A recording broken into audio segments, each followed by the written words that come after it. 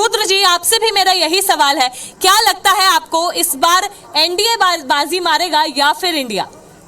देखिए निखालिका जी, पूरे देश में आज चुनाव का जो माहौल है, मूल रूप से दो पार्टियां हैं, एक बीजेपी और एक कांग्रेस।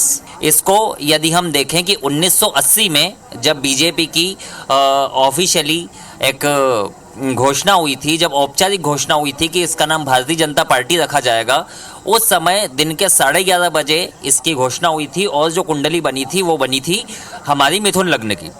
इस लग्न में एक सबसे बड़ी विशेष और एक रोचक बात आपको यहाँ पर देखने को मिलेगी कि छठा भाव जो कि शत्रु भाव होता है, जिसमें कि वृश्चिक राशि है, और हमारे पूर्व प्रधानमंत्री अटल बिहारी वाजपेयी जी और हमारे प्रधानमंत्री नरेंद्र मोदी जी दोनों का ही लग्न और दोनों की ही राशि वृश्चिक है।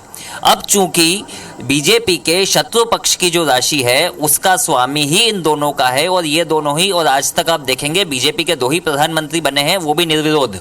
तो उसका सबसे बड़ा एक कारण ये है कि शत्रु पक्ष पर सीधी सीधी विजय होना, क्योंकि उनका ही बना हुआ है। तो इस बार जब बीजेपी की सरकार आएगी तो इस बार एक सबसे बड़ा ऐतिहासिक कदम होने जा रहा है, जिसकी पूरी संभावना है कि भारत को अपना मूल रूप भारत नाम वापस मिल जाए। क्योंकि बाकी जितने भी देश हैं, पाकिस्तान, बांग्लादेश, भूटान, अमेरिका, सभी को दोनों ही भाषाओं में उनके मूल नाम से ही जाना जाता है, परंतु भारत को हिंदी में भारत कहते हैं और अंग्रेजी में इंडिया कहते हैं।